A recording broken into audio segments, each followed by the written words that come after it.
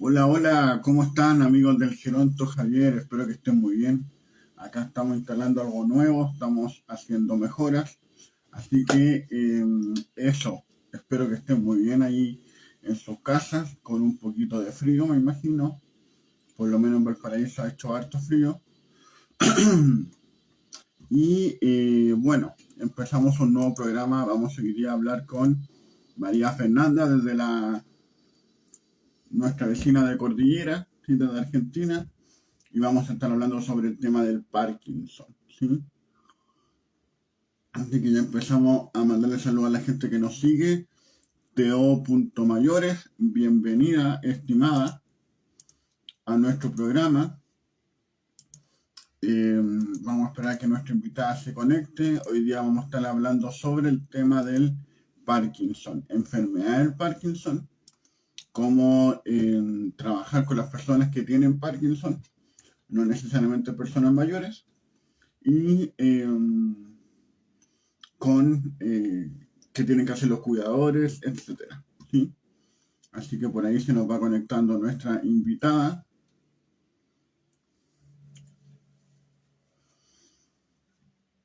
Nos pueden escribir, por favor, ahí desde donde nos siguen, por favor. Y ahí está nuestra. En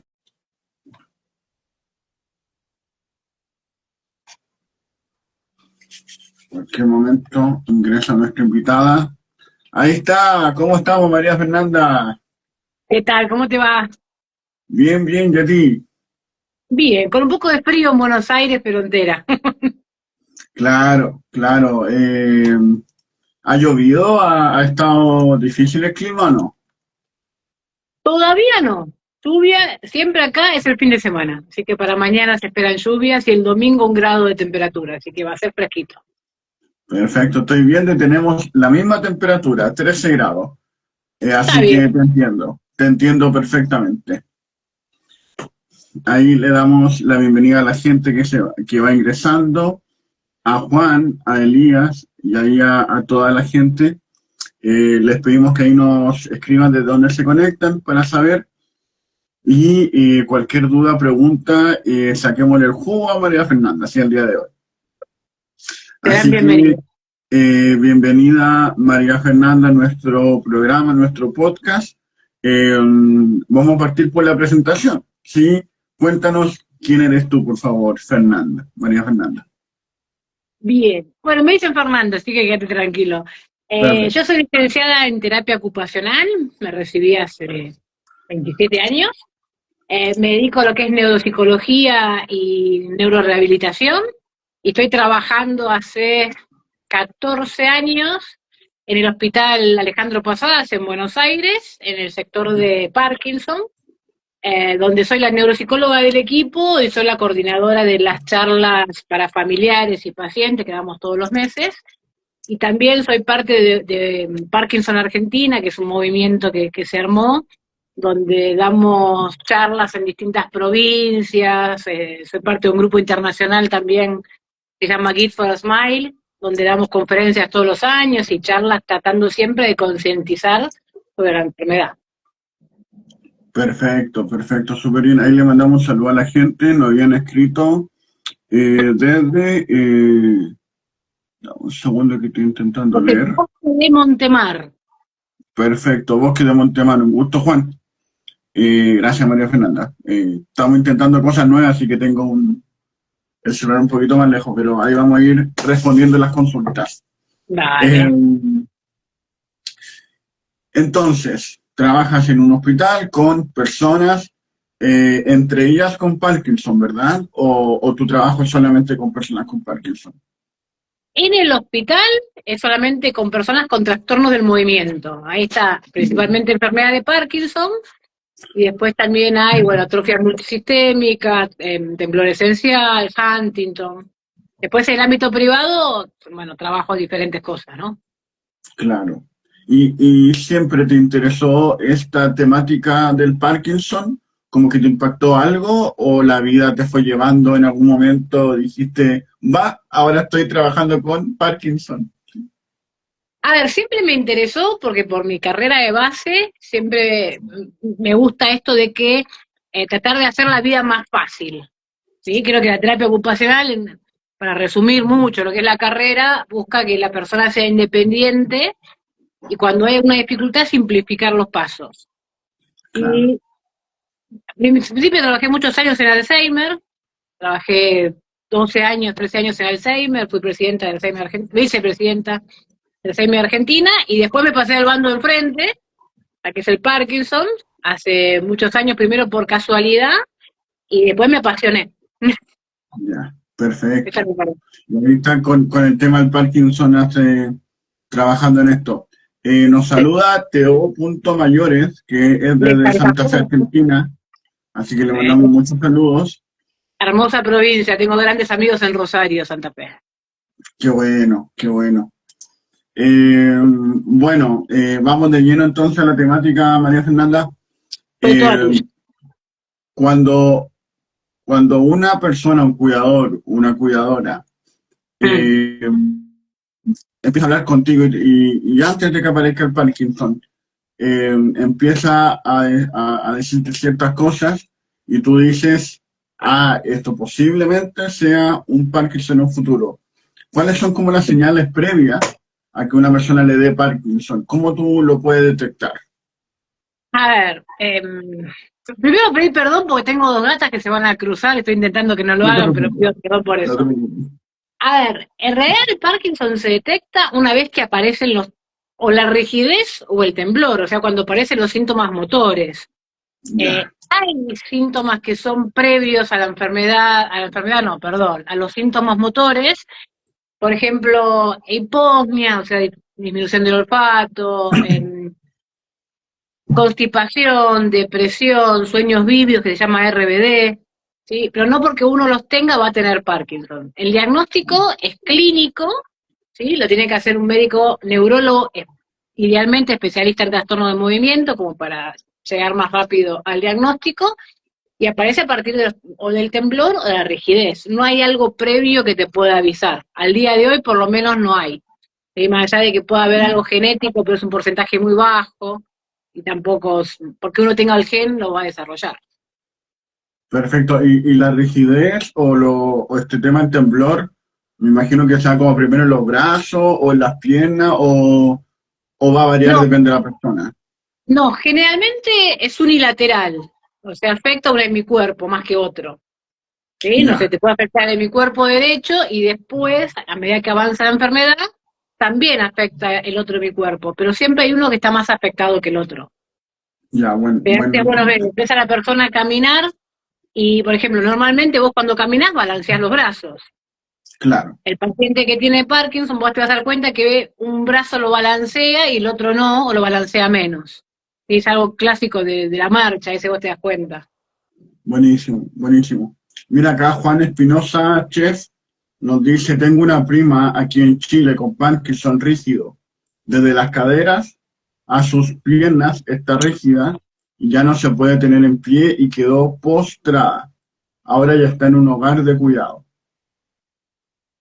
A ver, el Parkinson avanza diferente en cada persona, puede ser rígido, puede ser más tembloroso, muchas veces viene acompañado por dolor, mucho dolor lo que tiene que ver con pantorrillas cuando hay rigidez, que a veces es un dolor que no hay forma de la parte neurológica de los médicos de poder sacar ese dolor, y que generalmente se acrecienta cuando entran en periodos off.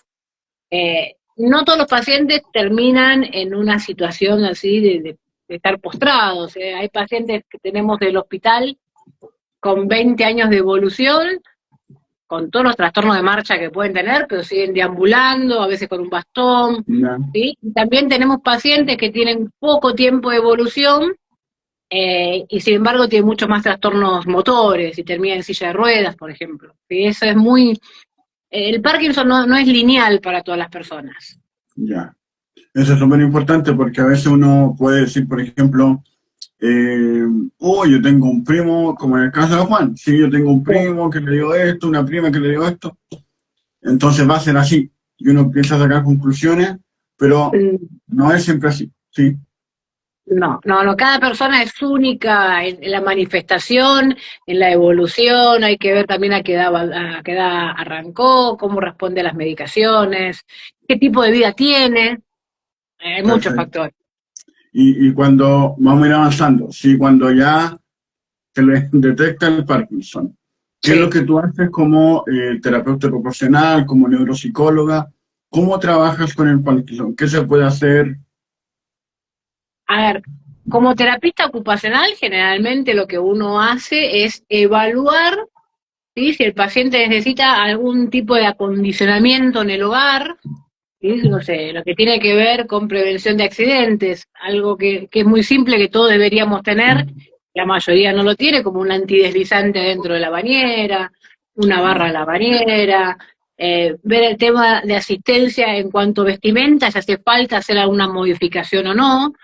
Eh, yo soy de las que trata de usar la menor cantidad de adaptaciones posibles, porque me Ya, parece que si yo creo un hogar con todas las adaptaciones para todo, a una persona que es independiente solamente dentro de ese contexto y no puede salir, ¿sí? claro, claro. Entonces, uno busca darle las mejores herramientas que tiene desde el desempeño cotidiano para que sea independiente.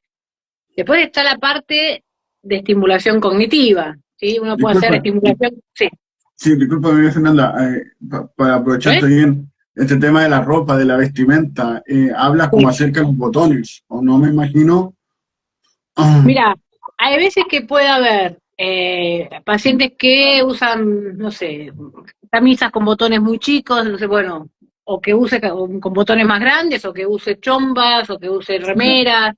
El tema de a veces los pantalones puede ser muy habitual a veces en las personas mayores que tienen Parkinson, más que nada en los hombres, algo que se llama urgencia miccional. O sea, que tiene que ir al baño a hacer pis rápido, diríamos, así en castellano básico. ya, Y entre que tiene el botón en el pantalón, el cierre, más al cinturón, a veces no llega a desabrocharse claro, todo y puede tener un accidente en ese sentido. Entonces es simplificar, bueno, por lo menos sacar el cinturón, ¿sí? O poner un botón o dos botones, o poner un pantalón diferente, manteniendo el estilo de ropa de la persona. ¿Sí? No es que claro, vamos a poner a todas las personas ahora con esta ropa que se usa oversize, todos se claro, vistan igual. No, yo creo que la persona tiene que mantener su identidad, pero simplificarse la vida. ¿Sí? perfecto, perfecto, súper bien. Ahora sí pasemos al tema de la estimulación cognitiva.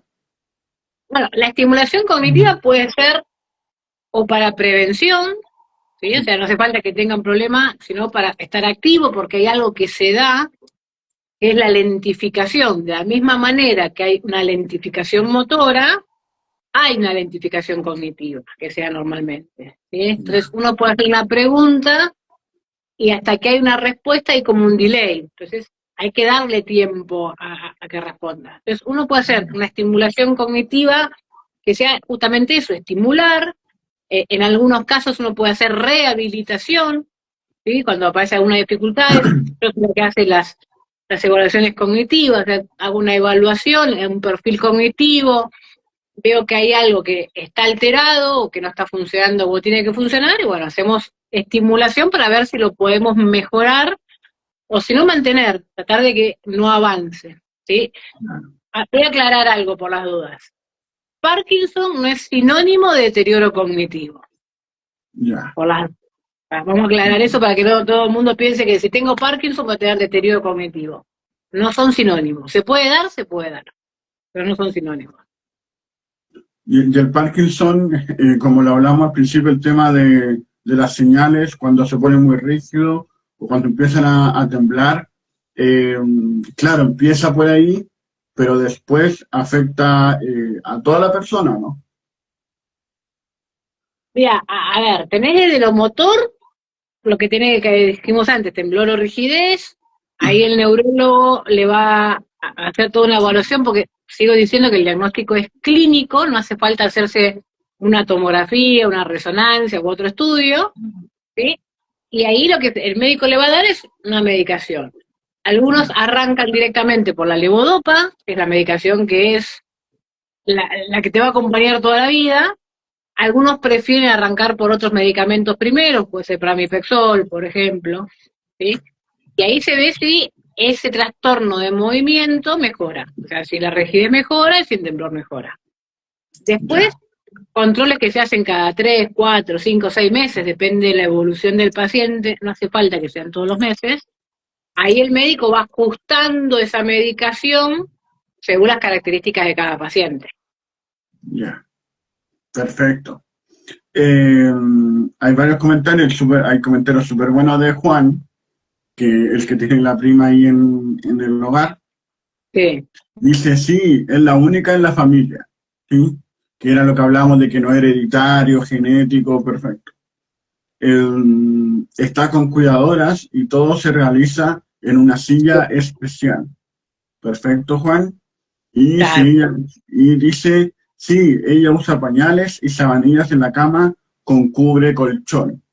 Y este exacto. tema igual afecta entonces como a la parte, ¿cómo decirlo? Como urinaria, como la parte del Lo que sistema. pasa es que él dijo antes que estaba postrada, que está en silla de ruedas, así que ahí tiene Ya, un compromiso, se nota, tal vez tiene algo más, además de la enfermedad de Parkinson, que le perfecto. haya provocado esto, y puede tener, a veces se da en estadios avanzados que hay incontinencia, puede haber, y si está postrada, que se levante o tenga a ver, algo que pasa cuando una persona está mucho tiempo sentada, en este sentido, ¿no? Uno que puede estar 8 horas trabajando, ¿no? O mucho tiempo acostada, se deja de funcionar los órganos como que tiene que funcionar. Entonces, no controla esfínteres, necesita el uso de pañales, ¿sí? Es algo que suele pasar. Perfecto. Les recordamos que estamos conversando con María Fernanda López, no había dicho tu apellido. No hay Eh, problema. puede ser cualquier María Fernanda, así que había que aclararlo. María Fernanda López, desde Argentina, y por si la quieren seguir, 100% recomendada, la pueden seguir en LIC como licenciada Fernanda López. Sí, todo junto con Z. Ahí para que la sigan también a nuestra amiga desde Argentina, desde el otro lado de la cordillera. Y Exacto. también para los que nos quieran seguir y tener más información sobre temáticas relacionadas a las personas mayores envejecimiento, el Geronto Javier también les pedimos que nos ayuden ahí con un siguiendo. ¿Sí? Cuando dice seguir, siguiendo, ahí ya nos está ayudando. Eh, María Fernanda, hay hartos mitos, creencias, Sí, prejuicios con respecto al Parkinson. sí. Vamos a ir derribando, ¿sí? Uno por uno, ¿sí? Así que, ¿cuáles son como los más frecuentes que tú te has topado, María Fernanda? Hoy, a ver, uno es que porque mi mamá tuvo Parkinson, yo lo voy a tener. O porque un Ya, tío tuvo Parkinson, yo lo voy a tener. Entonces ahí uno habla, en realidad hay un porcentaje que tiene que ver con la genética, ¿sí? Se habla entre un 5 y un 10% que puede ser genético.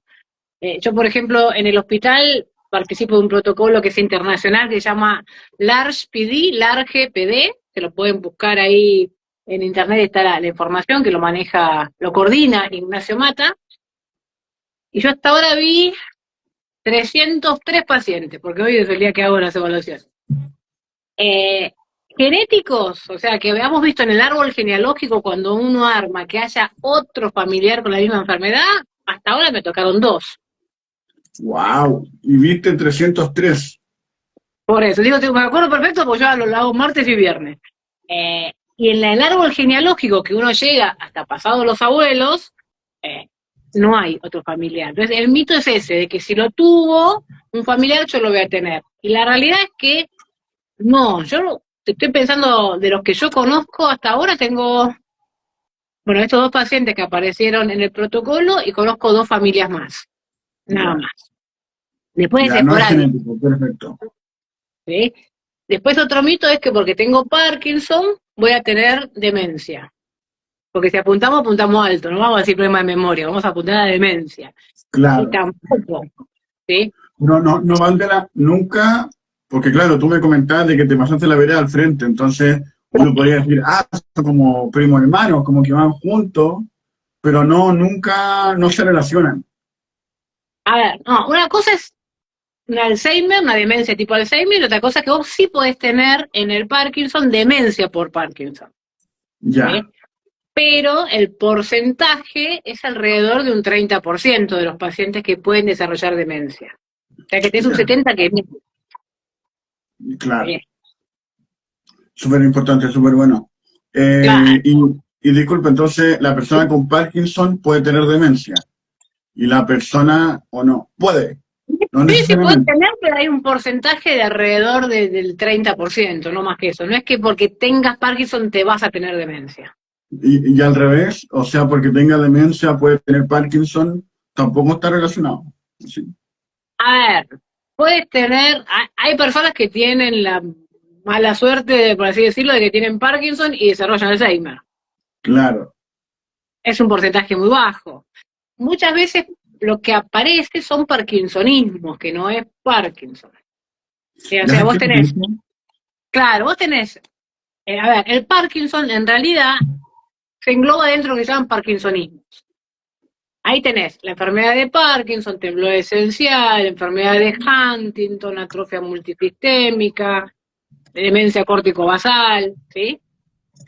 Pero hay personas, por ejemplo, que tienen temblor, que puede ser un temblor, por ejemplo, a ver, una persona que hace muchos años toma alguna medicación psiquiátrica eh, de larga data, puede tener un parkinsonismo, ¿sí? Que es Ya, farmacológico. Es debido a esa medicación por el uso prolongado, por ejemplo. Eh, perfecto. Hay una medicación, no me acuerdo el nombre de la droga, pero el medicamento se llama Udon, el nombre comercial, ¿sí? Que es un protector gástrico que a algunas personas que son sensibles a esa droga le simula una enfermedad de Parkinson. Le sacas esa Ya, medicación y desaparecen los síntomas. ¿Sí? Entonces, ya, ya. no todo temblor es Parkinson. Por eso la importancia de la consulta con un especialista en trastornos del movimiento. ¿Sí? Para Perfecto. ir diagnóstico. Y a veces hay que esperar. A veces el diagnóstico no es inmediato y hay que esperar la evolución. ¿Sí? Darle un año a ver si evoluciona como debería evolucionar. O hay algo que los neurólogos llaman banderas rojas, que son síntomas que aparecen que te hacen dudar de que sea Parkinson. Entonces tenés que dejar que Ya. pase el tiempo como para que esos síntomas o se potencien o desaparezcan. Claro. Pero en ese pasar de tiempo, uno igual obviamente puede hacer estimulación cognitiva, puede estar haciendo actividades. Sí, porque a ver, la estimulación cognitiva es para cualquier persona, más allá del diagnóstico o no de Parkinson.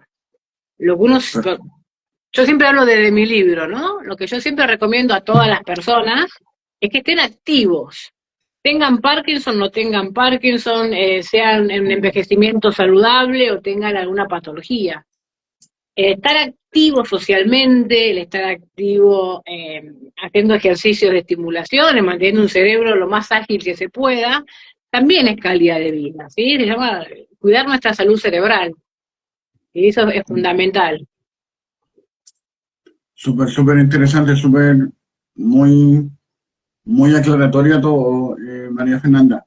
Juan Espinosa nos dice que su prima ya no se sostiene, pues sus piernas están rígidas, y nos comenta que ella fue enfermera anestesista infantil en su vida Mm. laboral.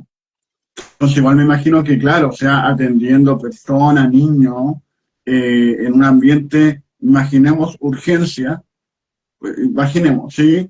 Aplicar anestesia y un caos, el tema Mm. del deterioro físico igual influye. Sí, Bueno, pasa que habría que tener más información, qué edad tiene, o sea, claro. porque por ser, hablando así en general, que no es una, por la profesión que tiene, no implica que haya tenido la enfermedad de Parkinson. Ya, Sí, cuando hay enfermedad de Parkinson hay algunas actividades laborales que a veces no se pueden realizar, o las tenés que realizar de otra manera. Por ejemplo, no sé, hemos tenido pacientes que son herreros. Bueno, trabajan en el momento del día donde la medicación le da un mejorón. Cuando la medicación deja de funcionar, que son los periodos que a veces que no funciona, ahí descansa y vuelve a retomar después, a otro ritmo. ¿sí? No hace falta que a veces que abandone perdón, el trabajo. Lo que pasa es que depende de los trabajos que se hacen. Claro, claro, súper, súper bueno. Eh, bueno, ahí la gente que tenga más preguntas nos dice, entonces, tratamos el Parkinson de cierta manera, ¿sí? Hay Mm. mitos, prejuicios, y también quiero llevarte un poquito al tema que en algún momento le hablamos muy cortito para no profundizar, pero ahora es el momento de profundizar. Con nosotros se conectó un adulto mayor, Juanchi, que es un stand-upero, hace stand-up comedy, que Mm. tiene, es persona mayor, y él salió en un programa de televisión hablando como persona mayor con Parkinson, y él decía, Sí. por ejemplo, a mí me pasan las toallas para sacudirla, o por ejemplo, me hacen, por ejemplo, para el cóctel, Cócteles. yo trabajo de barman, entonces así es. Entonces, igual es bonito ver cómo le dan una vuelta a las personas a eso y lo toman con humor. ¿Qué te pasa a ti como profesional? Porque igual a veces uno como profesional dice, hoy tal vez no hay que jugar con esto, estamos todos tan sensibles, pero si la persona te da permiso, igual es como, ¿qué te pasa con esto? Cuéntanos. A ver, en realidad tiene que ver con eso. Yo trato de, cuando estoy con los pacientes, ya sea en evaluación, sea estimulación, o mismo en las charlas cuando damos a los pacientes y familiares, eh, yo trato de hacer un ambiente lo más relajado posible, porque ya es tensionante que se vaya a una evaluación y cuando uno tiene una enfermedad. Si el paciente, la persona, me permite utilizar humor, trabajamos con el humor, porque distiende, porque relaja, ¿sí? Porque le da otro sentido a las cosas. No hago chistes con la enfermedad si no lo hace el paciente. Hay Claro, pacientes que tienen un humor que es maravilloso, que es, la verdad que vos lo escuchás y no lo podés creer. ¿Sí? claro, Entonces, uno se va adaptando a lo que el paciente permite realizar. El humor yo lo uso mucho y en las charlas, por ejemplo, que damos del hospital, que las pasamos ahí por Facebook del servicio, muchas veces van a ver esto, que hay un elenco estable de pacientes que vienen hace ya un par de años, que uno desarrolla un vínculo diferente, porque ya es, nos vemos, nos saludamos, conocemos un poco de la historia personal y muchas veces no son pacientes nuestros, no son pacientes del hospital, pero ven en las charlas. Entonces se da este ida y vuelta de los chistes, se hacen chistes con su enfermedad, con los temblores, ¿sí? O se le quedan en off y dice, bueno, aprovechen para probarme la ropa a los brazos. Eh, hay una cosa, claro. claro, Porque el humor claro, es sano. A ver, el humor nos permite a veces descargar un poco el peso que tenemos encima. claro.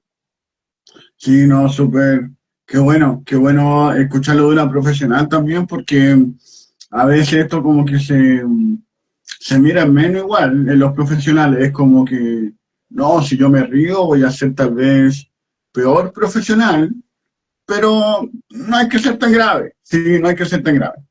No, si el Eh, humor lo es compartido con el paciente, no. Ahora, si no es un humor, es una burla, es otra cosa.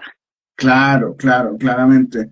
Por ejemplo, en las redes sociales, en TikTok, con esta IA, de repente hacían cosas para burlarse de las personas, pero ya eso es otro carril, sí, otro carril. Eso es O- inevitable porque aparecen burlas de cualquier tipo y color y que tiene que ver con la religión, que tiene que ver con la política, que tiene que ver con cualquier cosa. Eso no es claro, algo que se pueda controlar. Uno puede optar solamente por no compartirlo. claro. Entonces, Eh, ahí tratando de que se aplaque, pero sí, no te entiendo. Volvámoslo a lo nuestro. Cuando tú haces las charlas, María Fernanda, ¿con qué hablas de esto mismo, de la prevención, del tratamiento, o qué temáticas hablas en tus charlas? mira, realmente las charlas yo trato de que vengan profesionales de todas las ramas de la salud que yo pueda incluir. Nosotros somos un equipo quirúrgico. Con lo cual, dentro del equipo hay neurocirujanos, hay neurólogos, neuropsiquiatra, psicóloga, trabajamos con otras ramas de la medicina del hospital. Entonces, Siempre arrancamos el año, que vamos como las escuelas, de abril a diciembre, con una charla general, ¿sí? Este año, por ejemplo, puse preguntas tipo trivia y que la gente responda, y ¿Ya? después fuimos respondiendo los distintos profesionales del equipo, pero hacemos Buenísimo. charlas que vienen, no sé, se habla de los trastornos que tienen que ver con la parte de psiquiatría que pueden aparecer, con los problemas gástricos, se habla del tema de la medicación, del tema de nutrición. A nosotros nos sorprende mucho, por ejemplo, que cualquier médico que trabaja con un paciente con Parkinson, hablamos de neurología, y le dice que tome levodopa, hay un montón de médicos que no le dice que no lo tome con la comida, porque no se ¿Ya? puede tomar con la comida porque compite la comida y la levodopa a ver quién gana el estómago y siempre pierde la levodopa. Entonces el ¿Ya? efecto es menor. Y entonces uno está todo el tiempo, yo estoy hace ya 12 años coordinando esas charlas, y todo el tiempo estamos remarcando lo mismo y siempre aparecen pacientes que el médico no se lo dijo, es decir, pero ¿cómo puede ser? Es Claro, algo, ¿qué pasó? claro, que es el ABC, o sea, pero bueno, es como que te diga, no sé, no te tomes un antibiótico con una copa de vino, si sabes que el antibiótico de alcohol no va. Bueno, acá es Claro. lo mismo. Entonces uno tiene que siempre decir de lo más básico y después vamos profundizando. Y lo que voy armando es las charlas ahora a demanda de los pacientes. Entonces, yo antes armaba una estructura anual y ahora no, armo 2 charlas y veo lo que la gente que viene o la gente que nos sigue por las redes quiere y vamos armando diferentes. Entonces, han venido kinesiólogos por el tema de la marcha de las caídas, fonoaudiólogos por el tema de potenciar la voz o por el tema de la deglución. Tratamos de, Perfecto. porque el Parkinson es más allá que el trastorno de movimiento. Qué bueno, qué bueno. Muy completo, muy, muy integral todo. Y hablando de eso, de integral, claro, por ejemplo, primero también un mito que creo que es mito no, no sé, dime tú, que no solamente a las personas mayores le da Parkinson, ¿verdad? No. A ver, en realidad uno tenía siempre la imagen de persona mayor y Parkinson, pero si vamos, el otro día estábamos ahí más o menos hablando un poquito, tenemos a Michael Fox. Él tuvo Parkinson a los 27 años, Ah, ¿sí? Es y un volver a personaje salir. famoso. Como eso, hay Parkinson juvenil, hay Parkinson de inicio temprano. Por ejemplo, en el hospital tenemos un número bastante grande de personas entre 40 y 50 años que tienen enfermedad de Parkinson. Hemos tenido más jóvenes. En México, por ejemplo, no te podría decir la razón, porque la verdad que no se conoce, pero hay mucho Parkinson juvenil, gente de 20, 20 y pico de años que desarrolla la enfermedad. ¿Sí? Wow. Entonces, eso es lo que se está estudiando, el motivo por el cual te puedes llegar a desarrollar, qué hay en el ambiente que te haga desarrollar. A veces te habla, no sé, que estás en zonas rurales donde se usa pesticida, herbicidas, se Claro. contamina el agua o no tenés los elementos necesarios para aplicarlos. No sé, yo a uno de los pacientes que evalué por el protocolo tiraba las semillas que yo no sabía que venían ya con herbicida, con todas las semillas, con la mano, sin Sí, guantes, sin nada, y eso es contaminante. El uso de determinados metales pesados, de trabajar con plomo, con arsénico, eso también puede desencadenarlo. pero eso no está como certificado que sí o sí da Parkinson. Está como en estudio. Está como que son factores de riesgo, que puede ser que por tomar agua contaminada por eso, vos puedas desarrollarlo. ¿Sí? Eso es lo que busca este estudio, por ejemplo, yo de hablar del ARSPD, que hace cosa de un mes, en Latinoamérica ya se sumaron 10.000 casos, ¿sí?, de investigación, así que estamos creciendo con los números, porque la Bueno, idea justamente es, a ver, al no saber la causa, vos no podés armar un tratamiento de prevención. Entonces vos claro, armás un está como fechado, tratamiento, ¿no? claro, vos armás un tratamiento para tratar los síntomas. La idea es ver si se puede saber cuáles son las causas para que no se desarrolle. ¿Sí? Entonces se está trabajando en eso. Hasta ahora no se sabe cuáles son las causas, es multifactorial. Claro, mira, hay una pregunta súper buena de Baucon, pero vamos a dejarla ahí porque te quiero hacer otra consulta que tiene que ver con esto mismo. Es que, Sí. ¿cómo tú trabajas con el entorno, la familia que le da el Parkinson? Porque estamos claros que no es el paciente nomás, que se ve afectado, sino que hay un entorno, digo, hay Exacto. un entorno claro, comunitario y todo eso, país, pero tampoco tú puedes enfrentar a Ah, nivel no, país, pero con la familia sí. bueno, pero sí, porque a nivel país tratamos de, por ejemplo, en Argentina, de armar grupos de pacientes en todas las provincias que tenemos y en las ¿Ya? ciudades más referentes. Digo, más referentes porque a veces es más fácil acceder a otras, ¿no? Estás en una capital de provincia y tenés un poder económico un poco mejor, acercarte a las ciudades del interior. Entonces ahí vamos psicoeducando y generando. Pero yo siempre digo, cuando viene un paciente a consulta, vienen tal vez dos, porque hay que ver el familiar que viene cómo está, porque puede tener burnout, puede no saber de qué se trata la enfermedad y estar muy asustado, o puede ser sobreprotector con el paciente y lo termina anulando al paciente y generando un deterioro que no tendría que tener, ¿sí? Porque si vos le sacás funciones a alguien, lo deteriorás, no lo ayudás. Entonces ahí trabajamos en lo que es la psicoeducación del familiar. Si yo, por ejemplo, detecto que el familiar está sobrecargado, automáticamente lo derivamos con el neuropsiquiatra del equipo para que lo vea el familiar, a ver si le hace falta un tratamiento, por ejemplo, psicológico. Después Ya, le damos buenísimo. herramientas de información, de psicoeducación. Vos, mirá, la situación es esta, la enfermedad esta, si tiene algunas dudas, vamos respondiendo las dudas que tiene el familiar, y eso lo hacemos todo el equipo. O sea, cuando va el neurólogo le dedica el tiempo que tiene que dedicarle para contestar las preguntas, no es que entra 5 minutos, receta y se va, sino que obviamente las consultas son de 30 minutos, 40 minutos, donde el familiar interviene. Tenemos una psicóloga en el equipo que hace la terapia con los familiares cuando hace falta. Que tratamos de cuidar al paciente, al entorno, todo lo que nos da el alcance a nosotros. O de Qué derivarlos, bueno. a veces vienen de otras provincias al hospital, porque el hospital es un lugar de referencia en Argentina. Bueno, buscamos cerca de donde vive, a ver con qué especialista que sabemos que trabaja bien, que tiene un equipo para derivarlo y para trabajar. El Zoom, esta virtualidad que nos dio la pandemia, tiene su ventaja hoy día. ¿Sí? También hablamos del mito de que la enfermedad se cura, y sabemos que hoy Eso, día no se cura. eso mismo te quería preguntar, pero antes, Te leo la mente, eh, ¿no? sí, no, no te preocupes, no te preocupes, súper bien, estamos conectados. Mira, Nati Lardi dice, hola Javier, hola licenciada Fernanda López, excelente charla. ¿Ah? Muchas gracias Nati, un saludo, que lo más probable, y si no, disculpa Nati, pero es que sea del grupo Envejecimiento Latino donde nos conocimos con María Fernanda, así que le mandamos muchos saludos.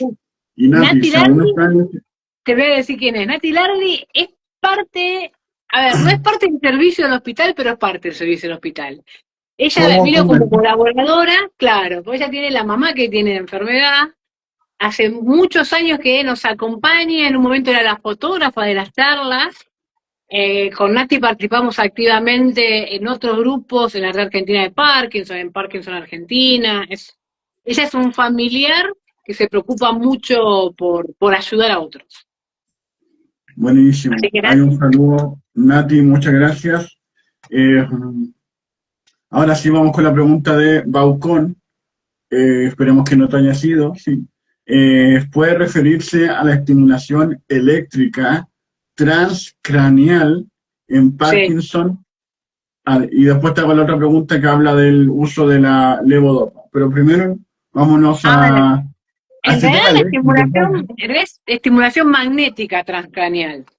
Ya, No eléctrica, estimulación magnética transcraneal. En la enfermedad de Parkinson, en realidad, mucho no se usa, por lo menos voy a hablar de lo que hablamos en Argentina y lo que dicen la mayoría de los trabajos.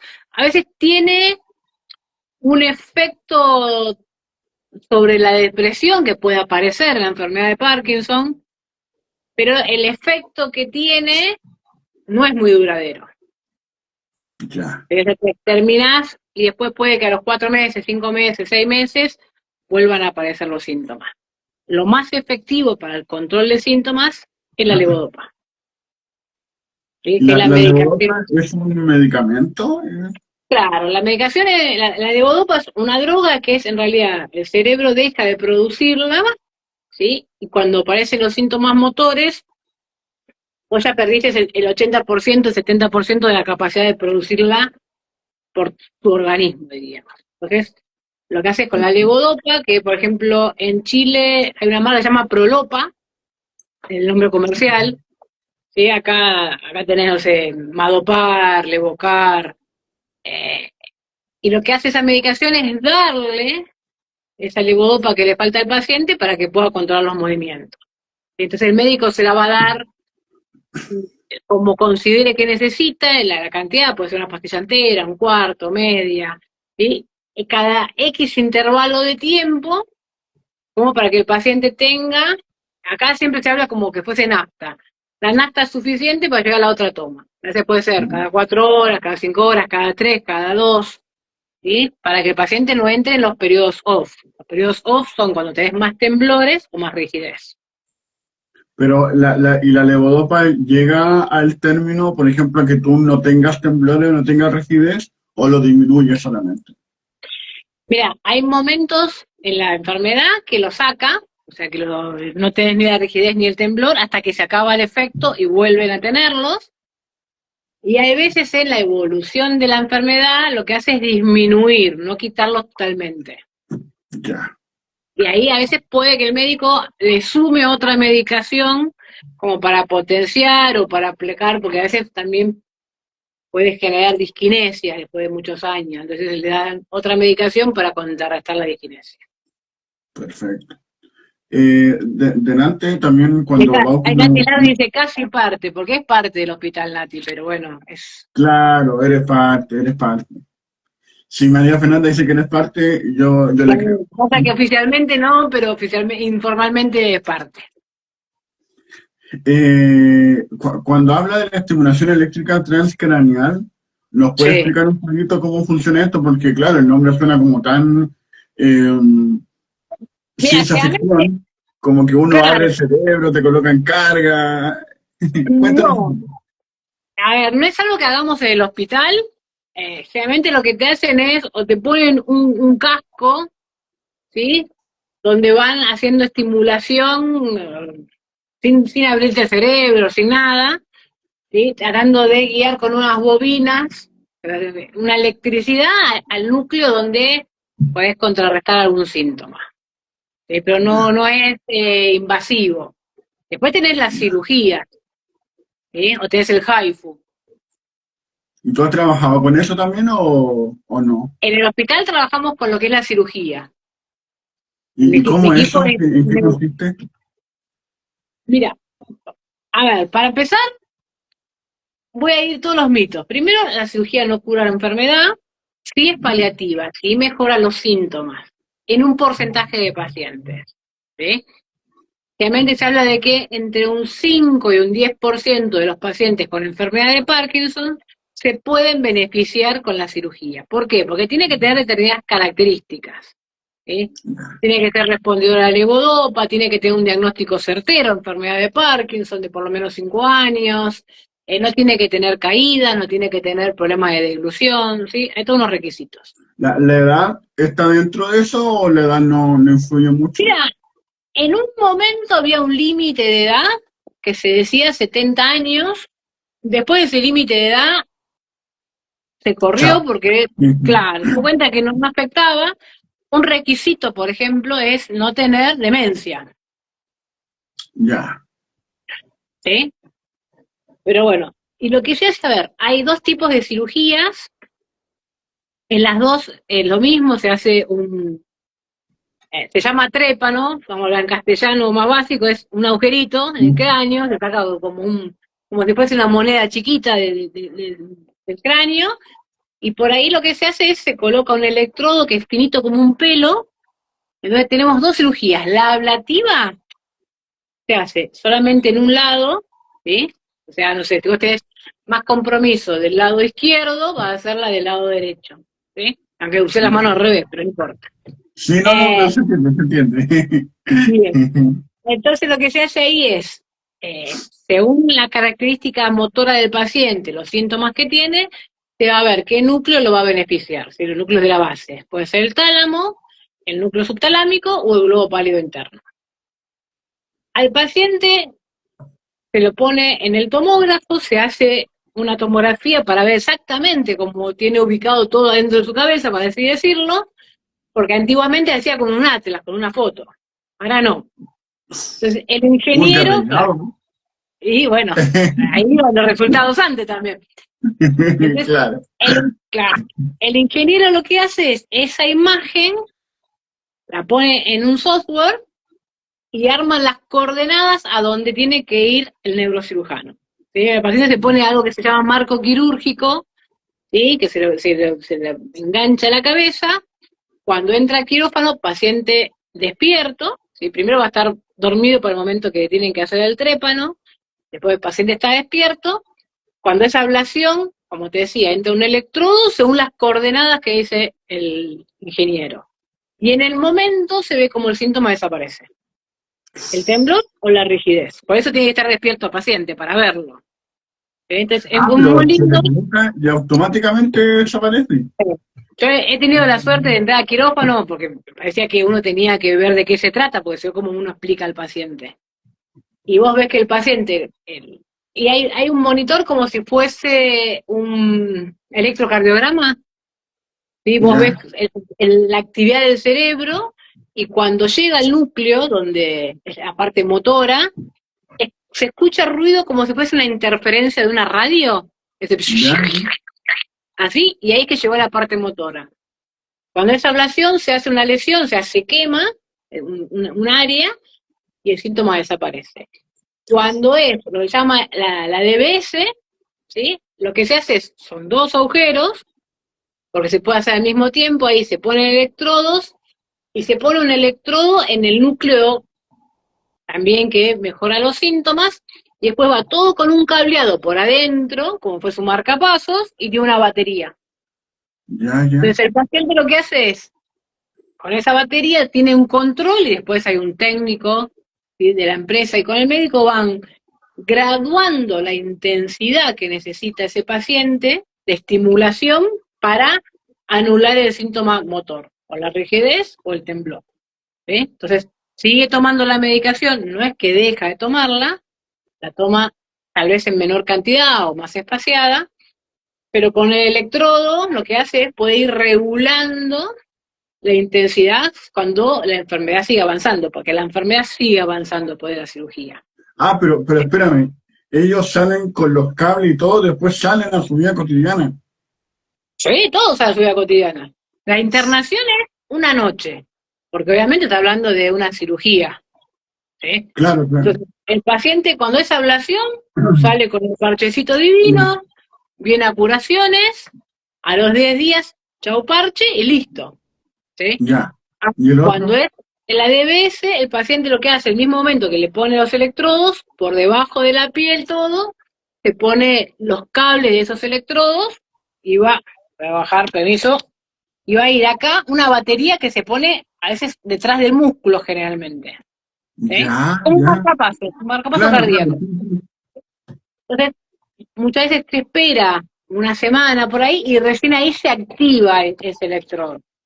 Entonces se activa como el paciente tiene un control remoto donde puede apagarlo, puede prenderlo, a veces porque tiene que hacerse alguna tomografía, una resonancia, no puede estar, pero el médico o el técnico de la empresa tiene una tablet y con eso va graduando la intensidad que le da a ese núcleo para disminuir los síntomas. Entonces Ah, se ya, va pero el trabajando. médico, pero no sé, por ejemplo, tiene como una revisión cada una semana, tiene que ir a ver al doctor para que le cambie la intensidad, No. De ¿no? entrada, mira, hay pacientes que se operan, a la semana se activa, ¿sí? Se le prende, y ahí se lo regula viendo el paciente cómo mejor funciona, se lo hace venir a los 15 días para ver si está funcionando todo bien o no. Más allá de eso, el paciente tiene cualquier tipo de inconveniente o llama al hospital o nos manda un mail al doctor y él se responde siempre todas las consultas y se lo hace venir en caso necesario. Y después el paciente vuelve a los 4 meses, 5 meses, 6 meses a control. Ya. Si no Pero está el funcionando control, bien, viene antes. no. Pero el control, todo esto lo tiene siempre el doctor, nunca lo tiene el paciente o la familia. No, los que pueden regular generalmente es el médico. A veces el Ya, paciente tiene un control y le dicen alguna función o para pagarlo, ¿sí? Si ya, hace falta por algún motivo, o para mejorar algún síntoma, de que pueda subirlo o bajarlo un poquito dentro de los parámetros que le pone el médico. Y no puede subirlo, no sé, no, decir cualquier cosa, pasarlo a 20 ya. cuando está en un... No. Por eso mismo yo me imagino, no sé, güey, apreté mal un botón y puede ser súper riesgoso. Sí. No, hay veces que lo apagan, no se dan cuenta y lo apagan. Ya, Entonces se le enseña bien el manejo, hay un técnico de la empresa que hace los electrodos, que el paciente lo llama directamente al técnico. O sea, por eso también lo que tiene ese tipo de cirugía es que si es un paciente que vive lejos de una zona donde haya técnicos, ¿sí? que pueda controlar, que puedan monitorear, a veces es complicado ponerlo. Ahí se opta claro. muchas veces por la ablación, porque ahí no necesitas Perfecto. el control de un técnico. No, súper interesante, es como que, no sé si viste la serie Black Mirror, cuando hablan como del futuro, de esta tecnología. Me imagino que es como eso, ¿sí? Es como... Miren, en realidad se hacía hace muchos años, hasta que en la década del 60 salió la levodopa. Bueno, la película Despertares, si vos te acordás, era el de dan levodopa, los pacientes reaccionaban. Ya, La levodopa lo que hizo es que la cirugía que se hacía en ese momento, que era la ablativa, la lesional, se deje de hacer porque había una medicación. Después se dio cuenta que la medicación te ayuda, en algunos casos hay una calidad de vida muy mala, hay pacientes que no pueden controlar los movimientos o la rigidez con ningún tipo de tratamiento, y ahí entonces se opta por la cirugía otra vez, siempre manteniendo la medicación.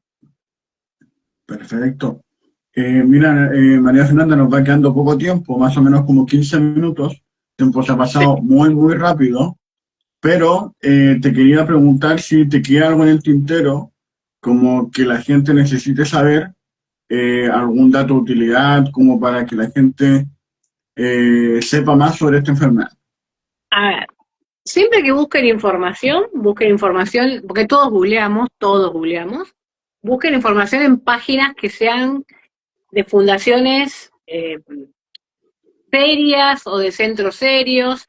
Tengan en cuenta que a veces está el mito de que si tomo más levodopa de la que me da el médico voy a mejorar, y a veces si tomo más levodopa de la que me da el médico, en realidad empeoro, ¿sí? Porque me empieza a haber una disregulación dopaminérgica donde empeoro el cuadro y después no tenemos con qué manera podemos mejorarlo. Eh, Tienen que tomar la medicación como se le da al médico, y si ven que no aparece algún síntoma que no debería aparecer, automáticamente informar. Tienen que recordar no tomarla con la comida. El estar activos, el hacer actividad física, el no encerrarse, el ser social, eso es fundamental. El juntarse con otros. Y hay un detalle que a veces pasa. El paciente muchas veces dice, no, yo tengo que ir a hacer actividad física. Pero ¿dónde hay un grupo de actividad física que gente con Parkinson? Y mi pregunta es, ¿por qué tiene que ser un grupo de gente con Parkinson? Vos podés ir a cualquier lado. ¿Sí? O sea, Entonces, no es limitante. a ver, lo único limitante es a veces si vos tenés un problema de equilibrio y algo, pero vos vas a tu neurólogo que te diga qué actividades podés hacer y qué no, y con eso vas al gimnasio o a la actividad física y decís, mira, yo puedo hacer hasta acá. Y listo, vos podés participar. Si estás con un buen momento, que tomás la medicación y tu don es bueno, vos podés participar en las actividades que quieras. Y por eso no hay que encerrarse en el grupo de Parkinson. Tengo que estar siempre con gente que tiene lo mismo. No, Claro. no tiene que ser así. Mira, Nati Lardi nos aporta algo muy, muy chistoso, Sí. ¿sí? Nos dice, Sí. pareciera que estamos viviendo en vivo a la mujer biónica y al hombre nuclear, con el avance de la ciencia y la tecnología. Está muy bueno, ¿sí? Que sí. Y a ver, los supersónicos no eran lo que hablaban de la telemedicina, el dibujito Claro, animado sí, de la década del 50. el teletrabajo. Y claro, o sea, todo lo futurista llegó. Eso creo Perfecto. que ahí se tienen que fijar si tienen constipación, que es muy, muy normal que pasa, avisen al médico, vayan a un nutricionista, muévanse, ¿sí? Porque a veces estar todo el día sentado, eso hace que funcione menos lo que tiene que ver con la parte intestinal, hagan actividad física, ¿sí? Perfecto. Recordamos que estamos con María Fernanda López, en Instagram, Lic, de licenciado, obviamente, Lic Fernanda López, ahí para que la sigan, y también para la gente que nos está viendo y que quiera seguir aprendiendo más sobre temática de personas mayores, el Geronto Javier, lo pueden ver acá, el Geronto Javier. Así que eso, mira, nos van quedando pocos minutos, creo que no hay muchas preguntas porque todo ha sido muy, muy claro. Los trastornos del sueño, nos dice Nati Lardi. ¿Qué podemos hablar acerca de los trastornos del sueño? Mira, a ver, muchas veces pasa que lo que habíamos hablado al principio, se llama RBD, son personas, a ver, cuando vos dormís y soñás, tu cerebro apaga el cuerpo, diríamos así. ¿Sí? O sea, vos estás soñando que corres por la pradera y tu cuerpo no se mueve. ¿Sí? En la enfermedad de Parkinson se dan sueños vívidos, o sea, esa perilla se rompe y vos siempre tenés sueños muy lindos, que te roban, que te persiguen, que te atacan. ¿Sí? Porque siempre los sueños son así, no es que estás como Heidi, no. Entonces, ¿tu cuerpo qué hace? Se mueve. Entonces patea, pega, empuja, pega piñas. Muchas veces pasa que a la pareja la terminan lastimando porque Mm, muchas veces pasa. mm, Claro, ya, ¿sí? Porque sueñan que lo están robando y se defiende y pega. Y cuando pega, le pegó a la persona que tiene al lado. ¿Sí? Entonces, ahí lo que se hace muchas veces cama separada, que es lo más sano para el acompañante, pero claro. bueno, se le habla al médico a ver algún tipo de medicación para tratar de contrarrestar eso. También a veces el tema de no moverse en la cama es todo un problema. Y ahora que está Nati ahí, por ejemplo, los pacientes muchas veces nos contaban que lo que se ponen para poder girar en la cama es un pijama de satén, de tela resbalosa. Entonces, Ah, eso ya. le permite moverse en la cama, girar. Algunos decían de poner sábana, pasa que en la sábana también te patinás para cualquier lado, como quien diría. En Al cambio, la final te ropa, cae. claro, la ropa de satén, no los camisones mujeres, porque se enrollan, sino pantalones, ¿sí? Y remeras o camisas de satén te permiten girar en la cama, te permite ese movimiento. Y lo mismo, a ver, la cama tiene que tener una altura donde vos te puedas levantar sin hacer esfuerzo, o sea, no tiene que estar encogida, o sea, muy baja, igual que las sillas. Lo ideal es que vos tengas la rodilla en un ángulo de 90 grados o un poquito más para que te permita levantarte. Si vos estás con las piernas más encogidas, o sea, en vez de estar con la pierna derecha, estás con la pierna, perdón, así, tenés que hacer mucho más esfuerzo para levantarte. Claro. Entonces también eso es algo a Mm, tener en cuenta. Que no es cambiar la cama, ¿eh? A veces es poner un taquito debajo de los pies de la cama. claro. Y barandas como para proteger en caso que no se pues, salgan corriendo y en verdad no se caiga en la cama y tenga como algo para proteger, no, no es recomendable. Y barandas, generalmente la cama, a menos que sea una persona que tenga trastornos y no se pueda levantar solo, tengas miedo que se caiga, sí, si no, no. Sí Mm, evitar, por ejemplo, tener las mesitas de luz al lado de la cama, muy pegada y que tenga las puntas filosas, cosa que si vos claro, te golpeas ahí te lastimes. Ese tipo de claro, protecciones más que nada. perfecto. Antes que terminemos, igual nos podemos pasar un poquito más de la hora, no te preocupes. Un caso de una persona eh, que tú hayas observado, porque claro, hablamos que esto no se cura, etcétera, Sí. pero que tú hayas visto un avance, que sea como algo que a ti te sorprendió en tu vida profesional. Sin dar nombre, si quieres, sí, tranquila. No, no te voy a dar nombre, no. A ver, en realidad uno tuvo la suerte de ver muchos pacientes que han mejorado su calidad de vida. Algunos por haber transitado una cirugía, otros simplemente porque venían mal medicados y se logró ajustar su medicación, otros porque el impacto de lo emocional, a veces son pacientes que vienen con un trastorno de ansiedad o a veces una depresión por de la vergüenza de que me vean con esto y de por qué a mí, y a veces con un tratamiento psicológico o psicológico psiquiátrico mejoran eso y se enfrentan mejor. Te voy a nombrar a uno que sí, porque escribió 2 libros, que es un paciente de La Pampa, Julio César Díaz, y hace poquito sacó su segundo libro en la Feria del Libro de acá de Argentina, y él canalizó a través de la escritura su enfermedad. Y vos lo ves hoy día mucho más, más activo, más colaborador, armó su grupo en La Pampa, está haciendo la fundación, por ejemplo. ¿Sí? ¿Cómo Es se más, llama? Julio César Díaz. Julio César Díaz, ahí para que la gente lo empiece a buscar en Ahí Instagram. está en Facebook. Yo, por ejemplo, el primer libro que él sacó, muchas de las cosas que él escribió ahí sobre su aceptación de la enfermedad, lo usé en una de las charlas que dimos en el hospital, como ejemplos. Qué bonito, qué ¿Sí? Una bonito. charla que se llamaba Sí se puede. Parece una marcha política, sí se puede, pero... porque él hablaba de esto, de que él pensó en un momento que con el diagnóstico se le acababa la vida y después se dio cuenta de que no.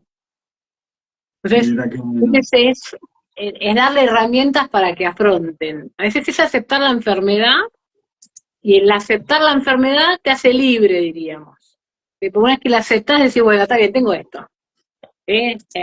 Tengo esto, era cómo sigo adelante. Entonces ahí empezás a buscar, a mejorar tu calidad de vida, el entorno que tenés es importante, ¿sí? El apoyo que te dan, hay que trabajar, no es una persona, es un entorno también, es una familia, es una sociedad muchas veces. Claro. María Fernanda, ha sido súper interesante lo que hemos conversado hoy día. Podríamos conversar 3 horas de Parkinson, sí, y no nos faltarían tiempo, pero en honor al tiempo, en honor a que en 1 hora más o menos se tratan temas y la gente entiende este tema por el tema de la concentración. Tú como neuropsicóloga lo entiendes, sí. Eh, lo vamos a terminar acá, pero antes de irnos, quiero saludar ahí a Vivi Garubi, que se conectó, que es la invitada del día lunes. El día lunes vamos a estar hablando con Viviana García, directora de Gerópolis, que Gerópolis fue en un lugar que yo trabajé, que es de Valparaíso. Entonces ahí fueron mis primeros trabajos con personas mayores, así que como ellos en algún momento me ayudaron, ahora la vuelta de mano es necesaria. ¿Sí? Siempre está ahí.